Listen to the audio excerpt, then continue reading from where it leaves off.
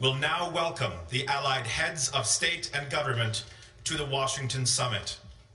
Le secrétaire général de l'OTAN et le président des États-Unis vont accueillir les chefs d'État et de gouvernement alliés au sommet de l'OTAN.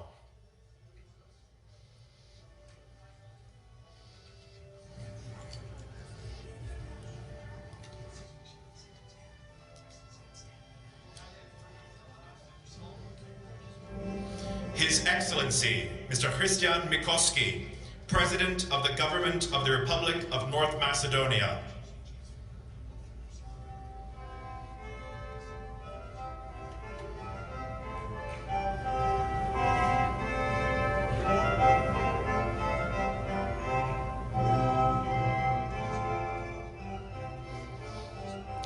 His Excellency, Dr. Robert Golob, Prime Minister of the Republic of Slovenia.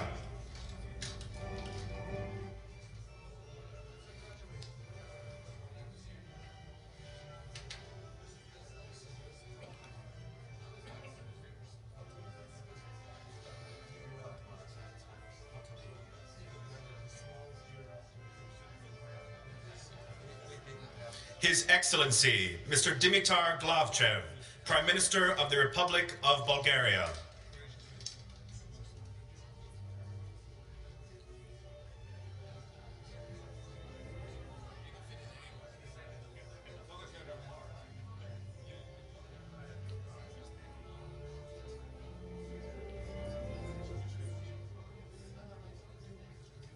His Excellency, Mr. Zoran Milanovic, President of the Republic of Croatia.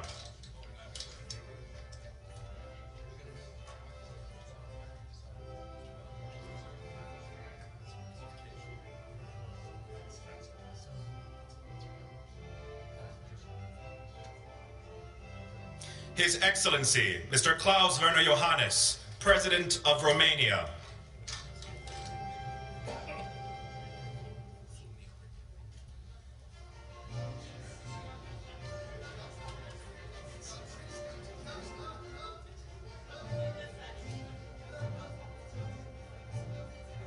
His Excellency, Mr. Viktor Orban, Prime Minister of Hungary.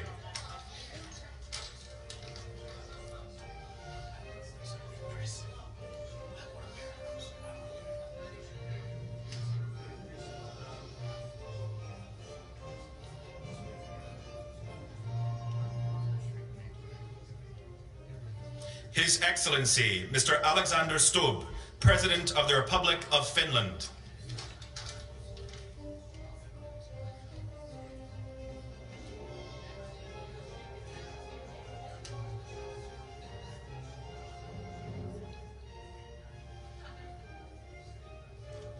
His Excellency, Mr. Kyriakos Mitsotakis, Prime Minister of the Hellenic Republic.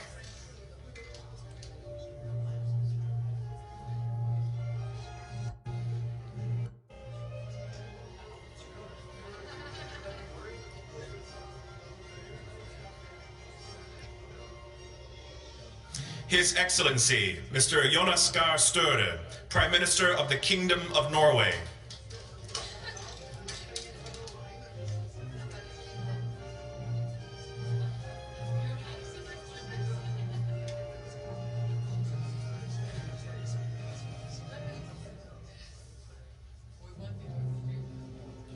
His Excellency, Mr. Luis Montenegro, Prime Minister of the Portuguese Republic.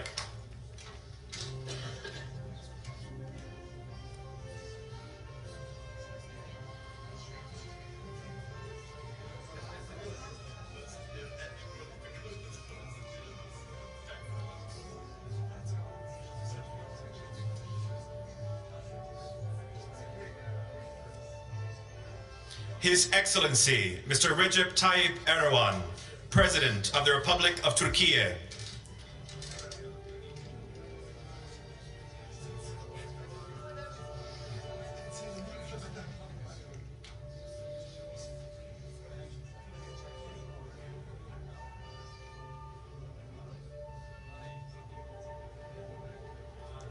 Son Excellence, Monsieur Luc Frieden, Premier ministre du Grand-Duché de Luxembourg.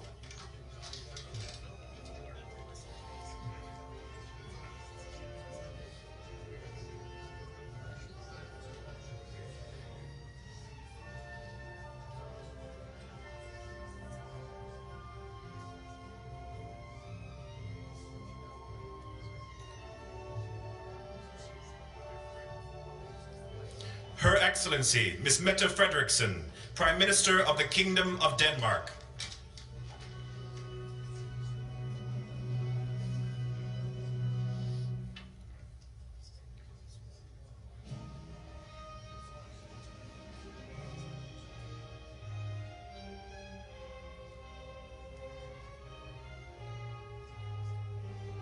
Her Excellency, Miss Giorgia Meloni, President of the Council of Ministers of the Italian Republic.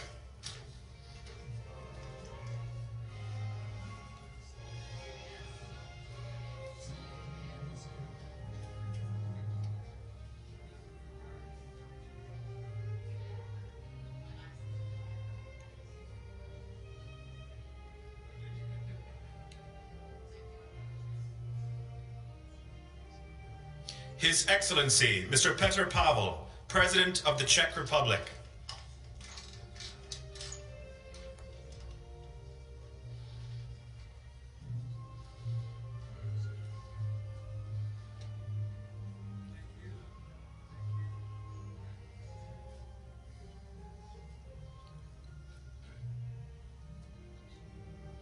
His Excellency, Mr. Olaf Scholz, Chancellor of the Federal Republic of Germany.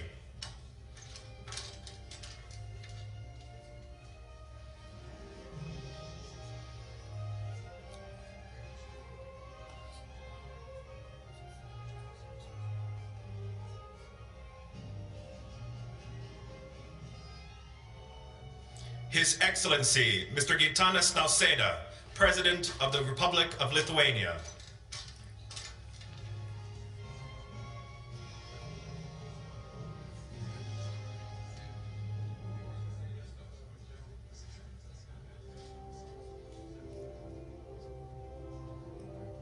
His Excellency, Mr. Miljko Spajic, Prime Minister of Montenegro.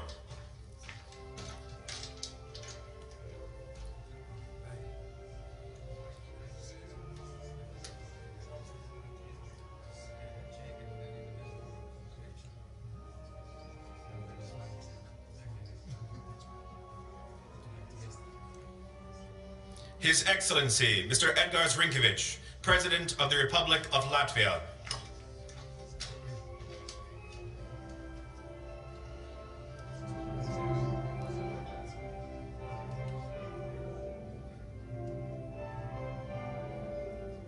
His Excellency, Mr. Peter Pellegrini, President of the Slovak Republic.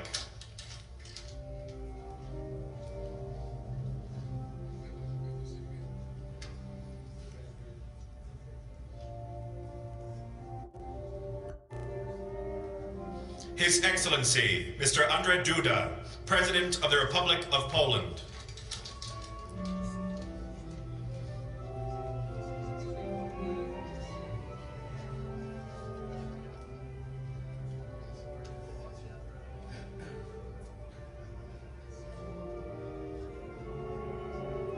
His Excellency, Mr. Ulf Kristersson, Prime Minister of the Kingdom of Sweden.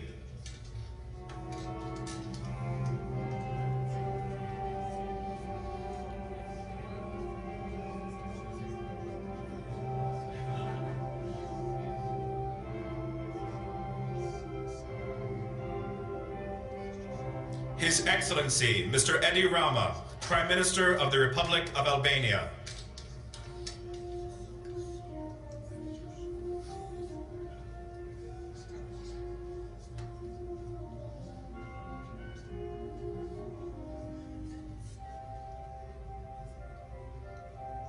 His Excellency, Mr. Pedro Sanchez, President of the Government of the Kingdom of Spain.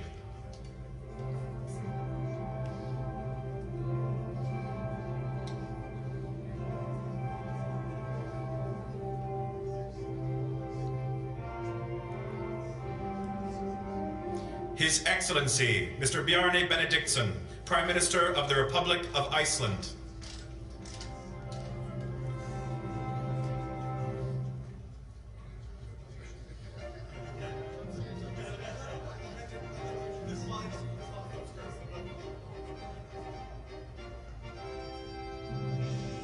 His Excellency, Mr. Dick Schoof, Prime Minister of the Kingdom of the Netherlands.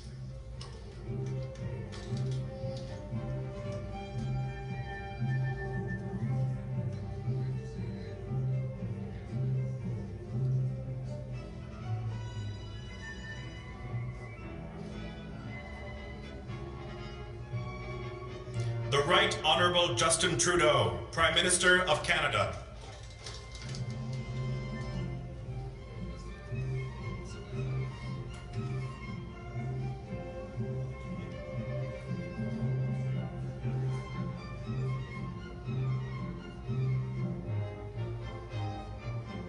The Right Honourable Keir Starmer, Prime Minister of the United Kingdom of Great Britain and Northern Ireland.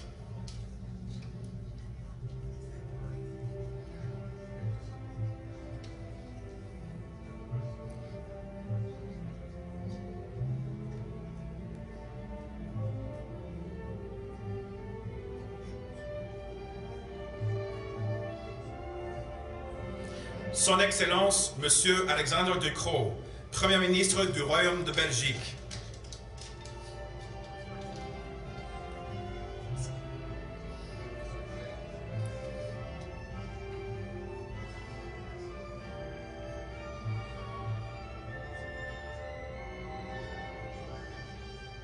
Her Excellency, Ms. Kaja Kallas, Prime Minister of the Republic of Estonia.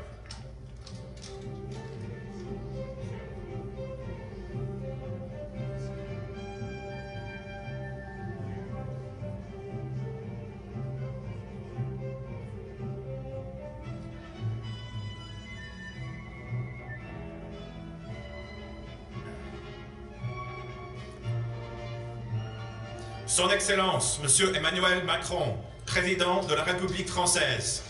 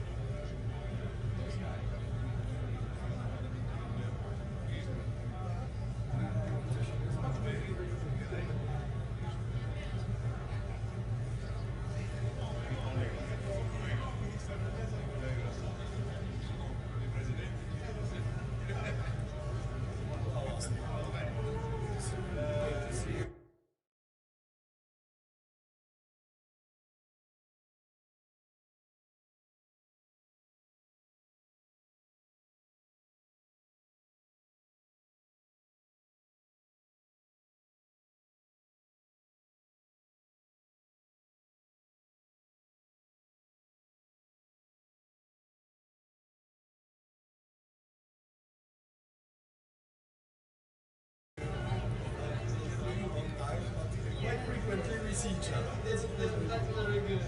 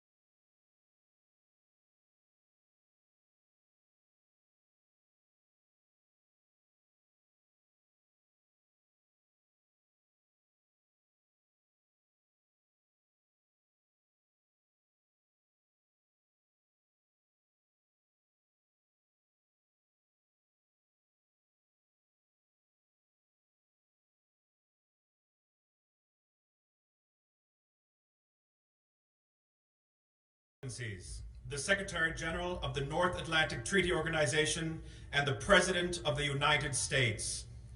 Excellences, le Secrétaire Général de l'OTAN et le Président des États-Unis.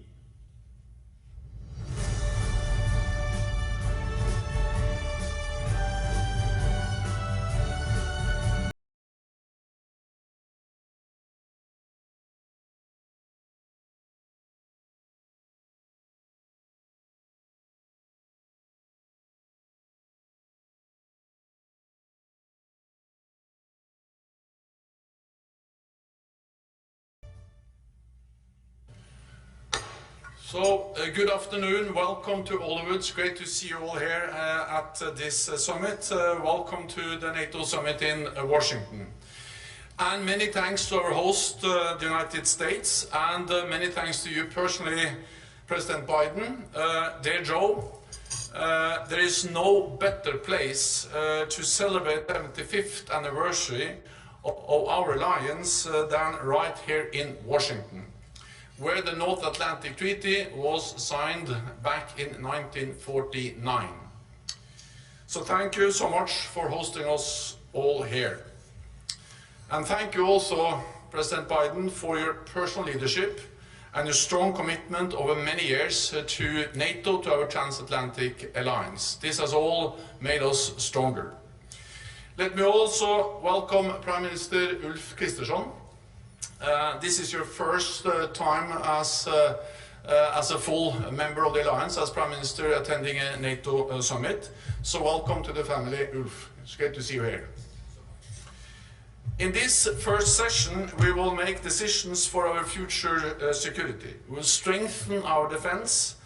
23 allies now meet the target of spending 2% of GDP on defense, up from just 3 allies in 2014 when we made the pledge to invest more in defense. We will increase our support for Ukraine by establishing a NATO coordination and security assistance and training for Ukraine, and by ensuring a sustained support for the long term. Support to Ukraine is not charity, it is in our own security interest. And we will reinforce our partnerships in the Indo-Pacific to push against the growing alignment of Russia, China, Iran and North Korea. Let me now pass the floor to President Biden for his opening statement. So please, Joe, you have the floor. Secretary General, allies, friends, 75 years ago, when our nations created the alliance, President Truman said, quote, "We hope to create a shield against aggression, the fear of aggression, and to prevent us to get on with the real business of creating government and society." For 75 years, our nations have grown and prospered behind the NATO shield. Today, we're stronger than we've ever been. Since I took office, we've doubled the number of battle groups in NATO's eastern flank, and the United States has. Finland and Sweden have joined the alliance, and the number of allies spending at least 2% on defense has gone from 9 to 23. It's not happened by chance, but by choice. At our summit 2 years ago, we launched a plan to modernize our deterrence and our defense. And today, we have to ask ourselves, what is next? How can we keep making the shield stronger? One answer must be to strengthen our industrial base.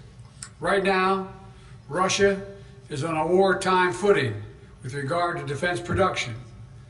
They're significantly ramping up their production of weapons, munitions, and vehicles. And they're doing it with the help of China, North Korea, and Iran. We cannot, in my view, we cannot allow the alliance to fall behind. The fact is that so many of let me put it this way. I'm very pleased that today all NATO members are making the pledge to expand our industrial base and our industrial capacity, like our defense spending commitment. This is a critical step to maintaining our security. The first time ever, every NATO nation is pledging to develop plans for defense production at home. That means, as an alliance, we'll become more innovative and competitive. And we're able to produce more critical defense equipment more quickly than we may need it. You know, we will not be surpassed, we cannot be surpassed by anyone when it comes to our readiness. Here at home, Americans have seen the power of investments like these. In my administration, we've already invested $30 billion in defense manufacturing to restart or expand production across 35 of our states. We're investing billions more. The result, stronger supply chains, a stronger economy, stronger military, and a stronger NATO. Let me close with this. This new pledge sends an unmistakable message to the world that every NATO member is committed to doing their part to keep the alliance strong. We can and will defend every inch of NATO territory, and we'll do it together. And that we're investing in our future strength to ensure NATO will always be ready for whatever threats we will face should be a clear message we're sending to the world. So I want to thank you, every NATO member, for your commitment for our shared security. And I will now ask the press to depart so we can get started. Thank you so much, President Biden, for those remarks. And as the President said, this ends the public part of the meeting, and we ask the media to depart, and then we will continue just a second. Thank you so much.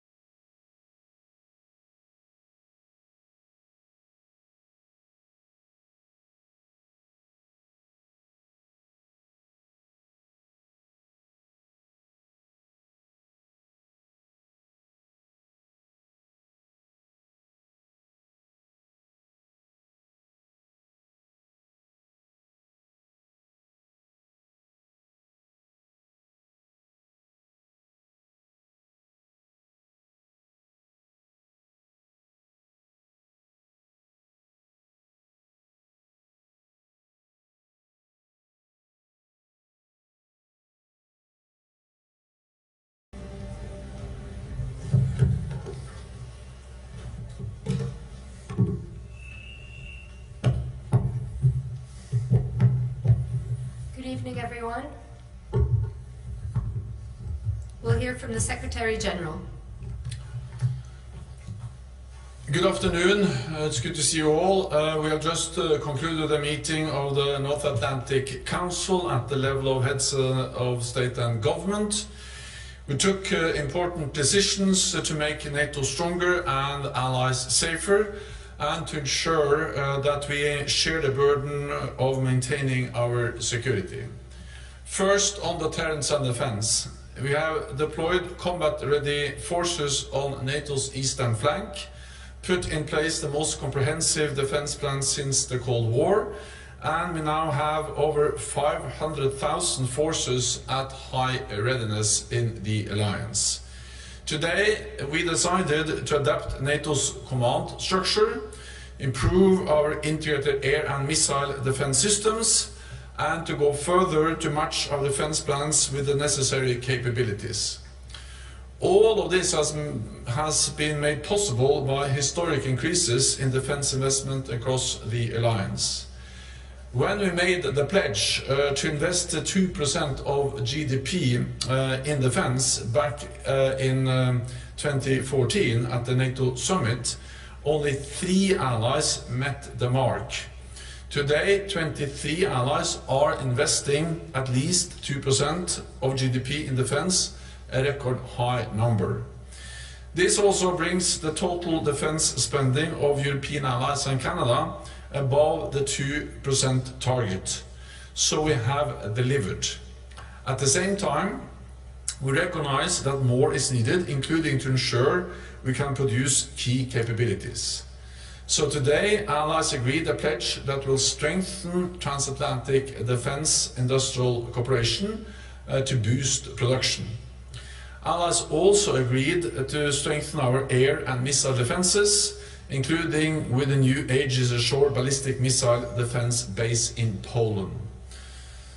Second, on Ukraine, we will meet President Zelensky tomorrow in the NATO-Ukraine Council, but today we took major decisions to further strengthen our support and to share the burden.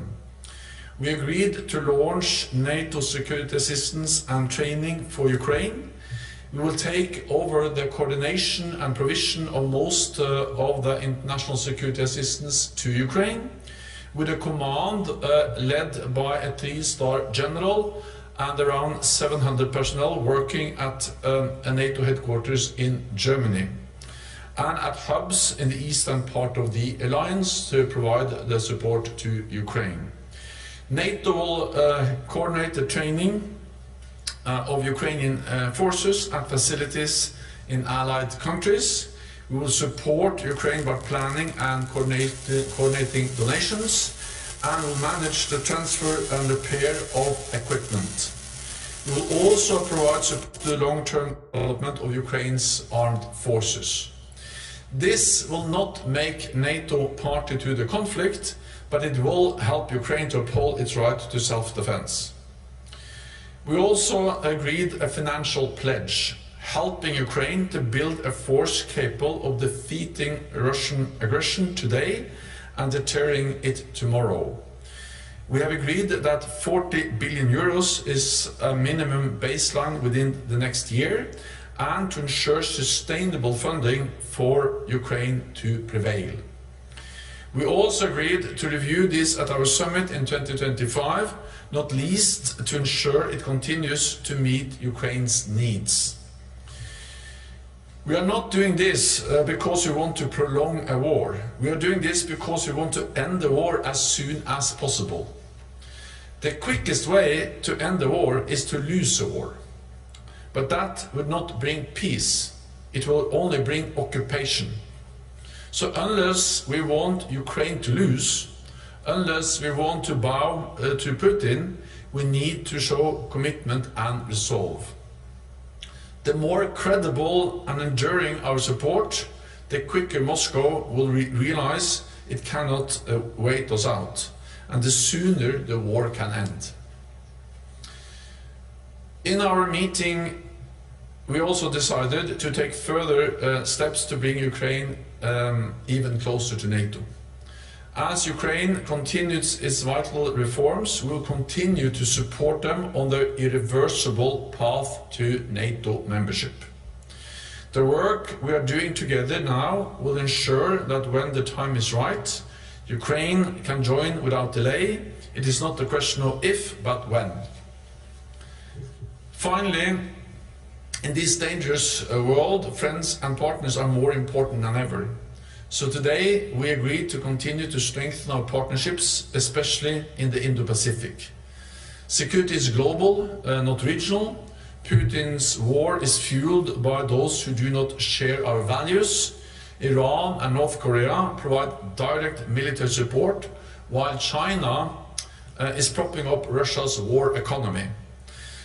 This is not just a temporary collision of convenience, it is a major strategic shift. And we must remain clear-eyed as to the threat it poses. As NATO allies agreed today in our summit declaration, China has become a decisive enabler of Russia's war against Ukraine. And China's support increases the threat Russia poses to Euro-Atlantic security. Allies have stated clearly that China cannot enable the largest conflict in Europe in recent history without this negatively impacting their interest and reputation. Tomorrow, NATO allies will meet with our 4 Indo-Pacific partners and the European Union, and we will continue to deepen our cooperation in addressing shared challenges. And with that, I'm ready to take your questions. Okay, we'll give the first question to Fats, over there.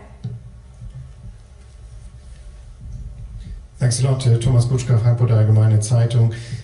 Secretary General, you have just referred to this sentence in the declaration, which reads, the People's Republic of China cannot enable the largest war in Europe in recent history without this negatively impacting its interest and reputation. So my question to you, which specific measures do you deem appropriate to bring this message across to Beijing?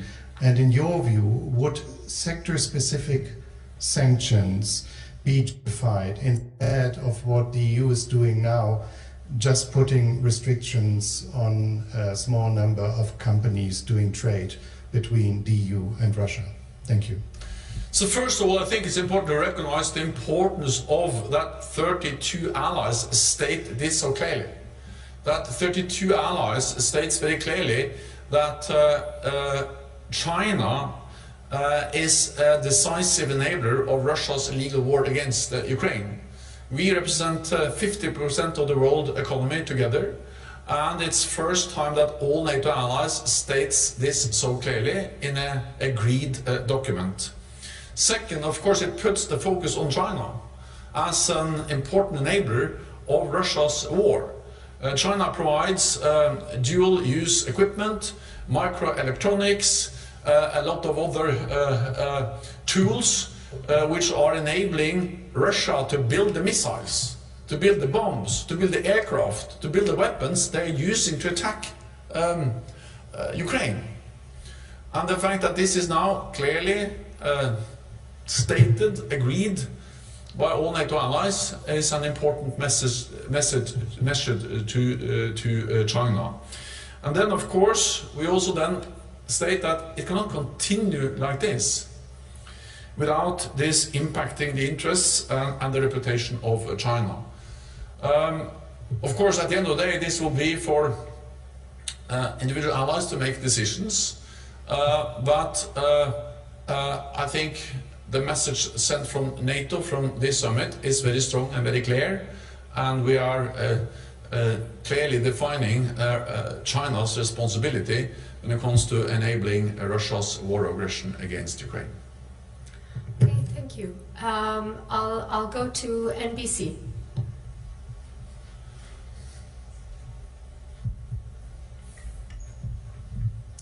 Thank you so much, Mr. Secretary General.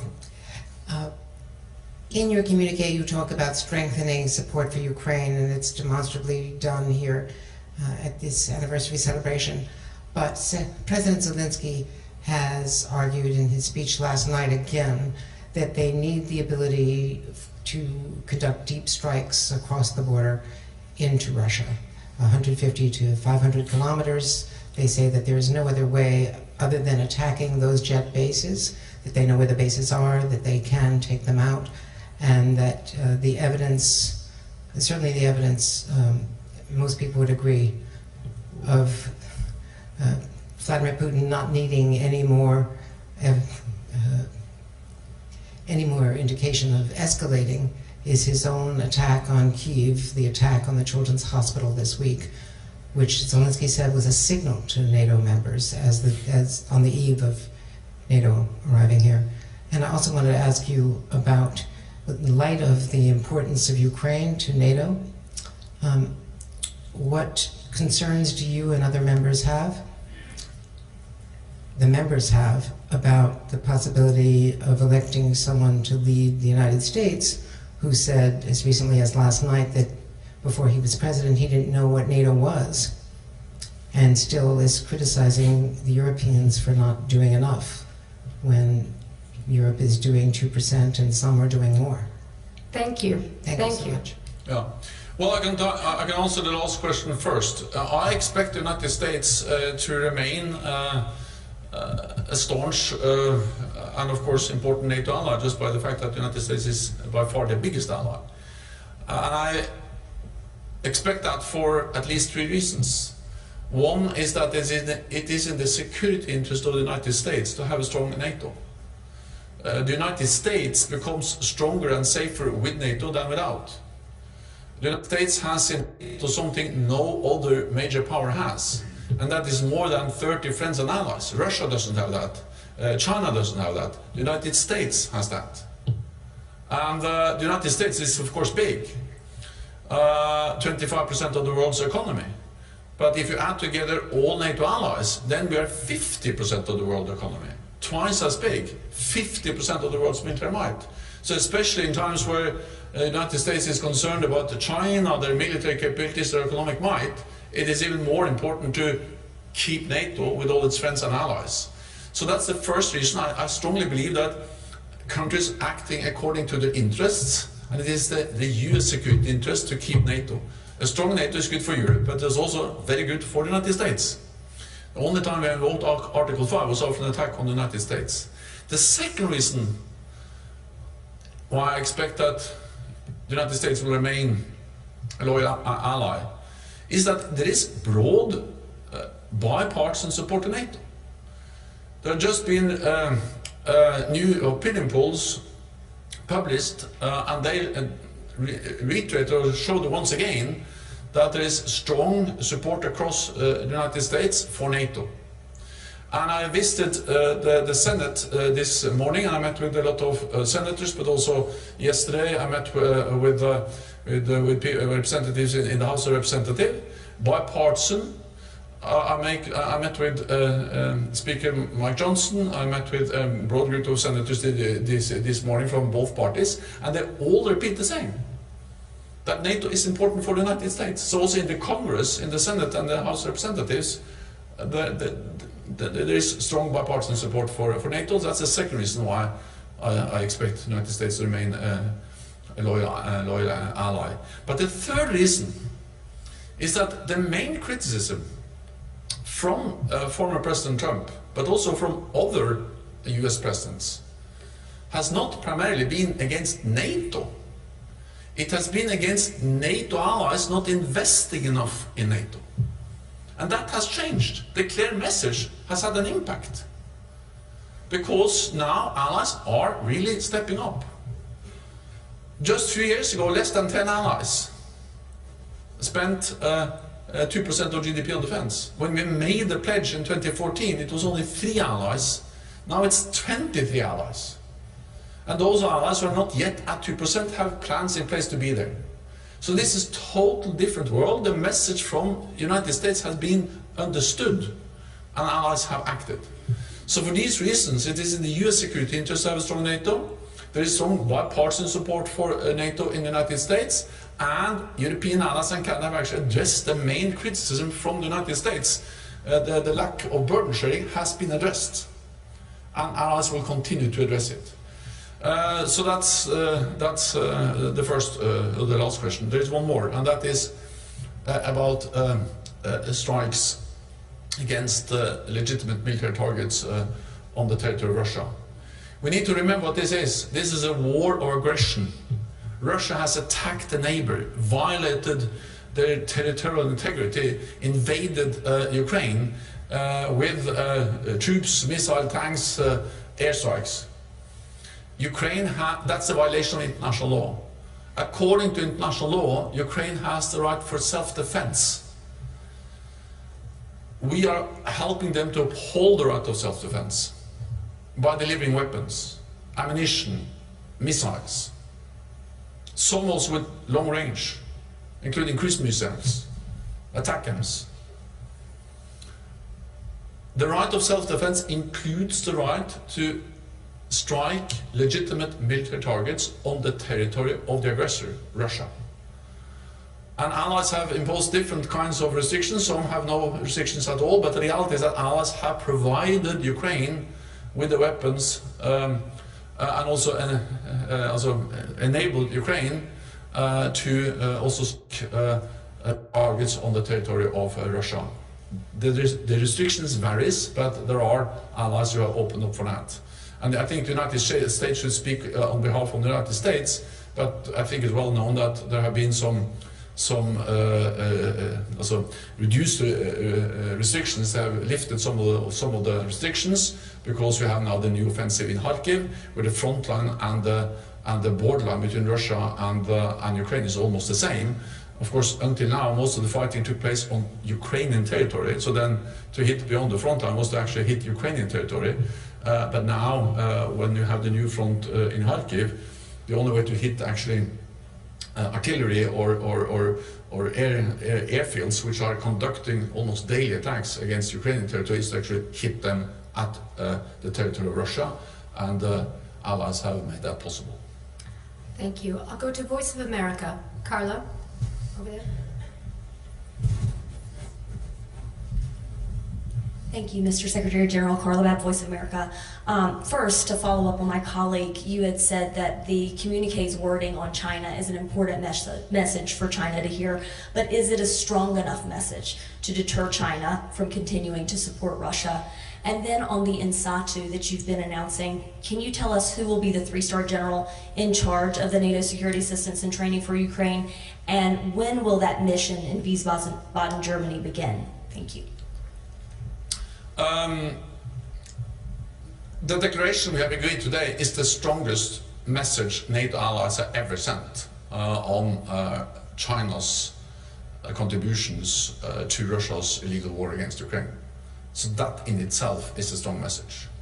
And we describe it and we also make it clear that this will impact China's interests.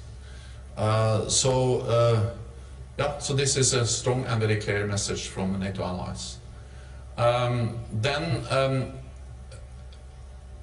General Cavoli, who is the US commander in Europe, but also the NATO Supreme Commander, Sarkar, he is dual-hatted. He has been responsible for the US-led also command that has enabled the provision of training to Ukraine up till now. So this is very much that NATO will take over those responsibilities and step up and do more. Compared to what we did before as NATO. So this will be something that will happen almost seamlessly. I know that General Cavoli has planned this for a long time. He was actually the general, the commander that actually gave us the plan to set up this command. I'm not able to tell you exactly now when, but this will happen soon, and we are very well prepared to take over responsibility for the activities in Wiesbaden and also at the hubs. I'm also careful naming a special, so there will be a 3-star general, and also that is in process. Okay, thank you. I'll go to Jordan News Agency.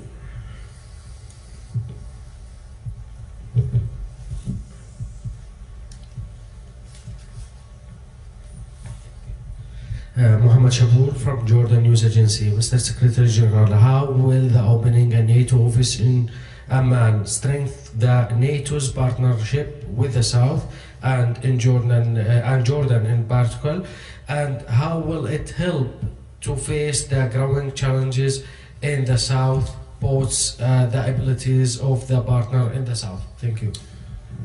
First of all, I welcome very much that all allies now have agreed that we will have a NATO liaison office in Amman, and this marks a significant milestone in the strategic partnership between Jordan and NATO.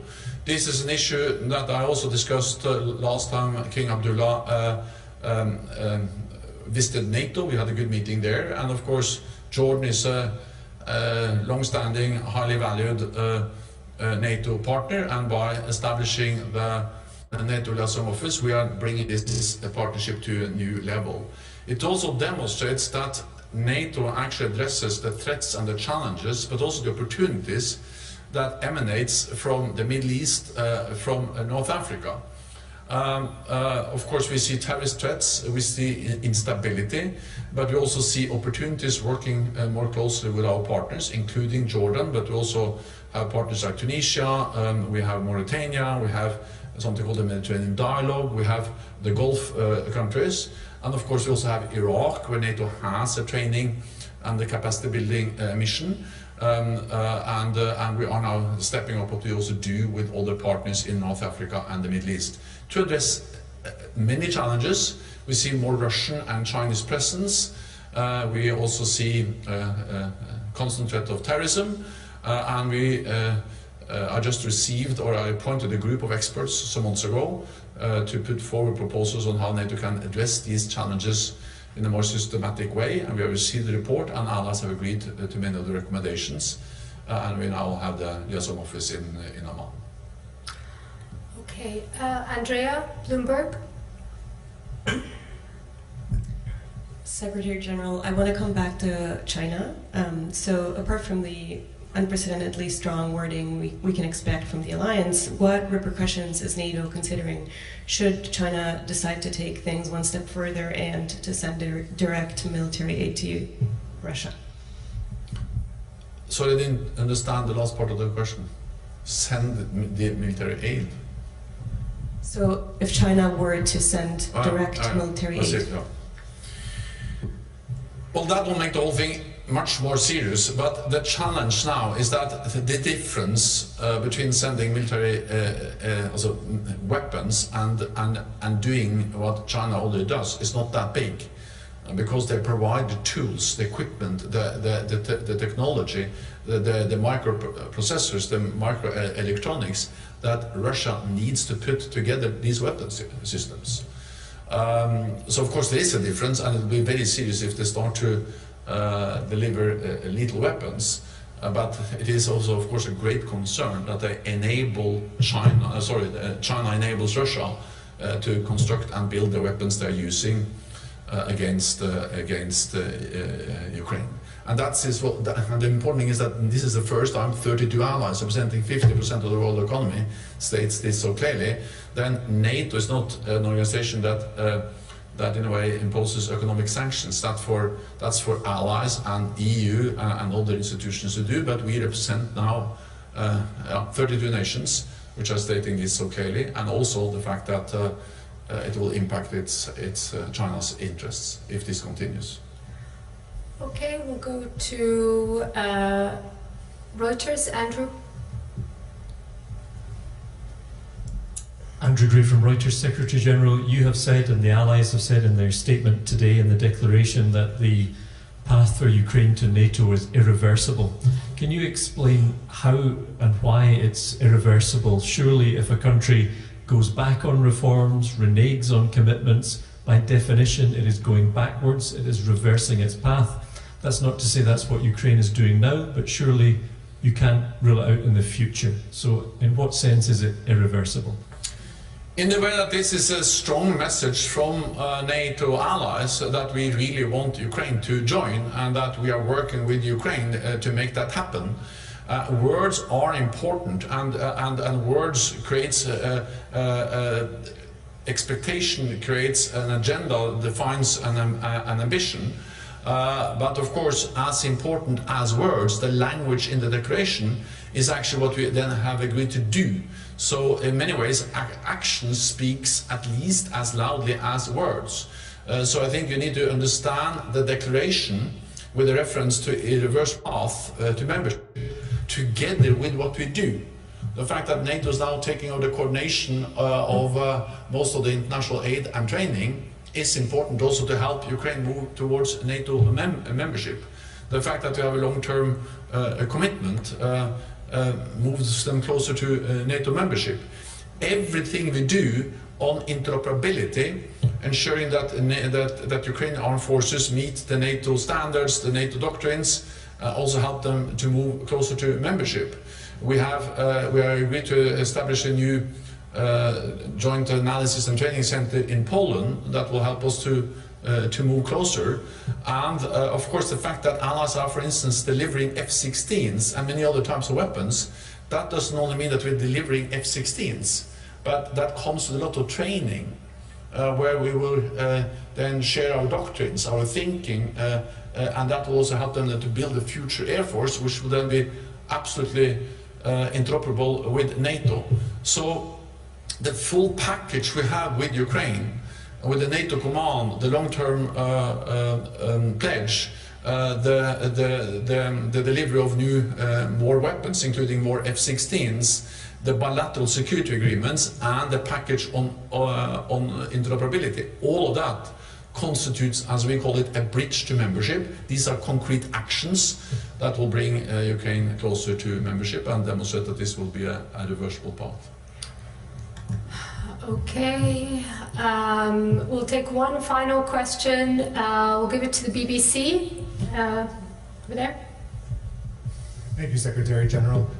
You said in your initial remarks that you are not concerned about U.S. commitment to NATO in the future, even if there was a change in administration. But NATO, of course, is made up of, as you mentioned, 32 countries. I'm wondering how much those domestic U.S. considerations came up in discussions today, given it's quite inescapable looking at just the U.S. media landscape, the fact that one candidate is very enthused about NATO and one is publicly much less enthused. What kind of concern are you getting from member states about this issue, even if you yourself say you're confident?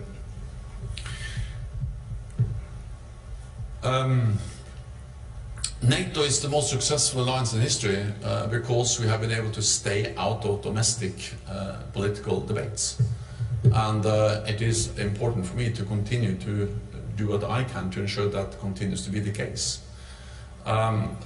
Second, we have had many examples of concerns about elections that they will lead to reduced support for NATO.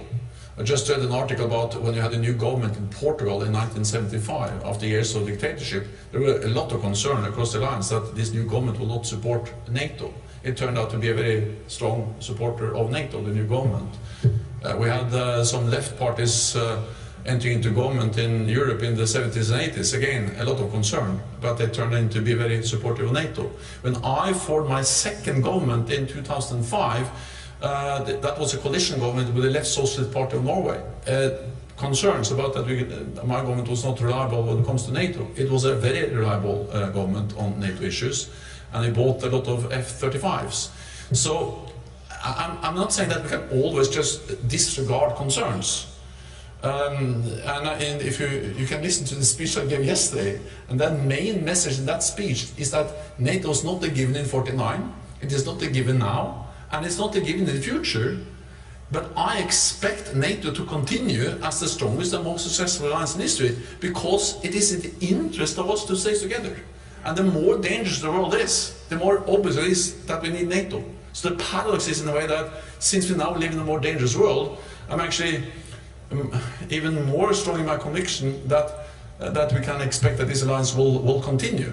It's a bit like a marriage. You have to commit every day. But it has proven extremely reliable, this alliance, because it is really in the interest of all allies to stand together, and that also applies for the United States. Because the United States is stronger and safer with NATO. And that's the reason why I expect the United States to remain a staunch NATO ally. And I'm afraid we have to conclude the press conference, but there will be other opportunities to engage with the Secretary General. Thank you very much, and we'll see you tomorrow. Thank you. Thank you so much.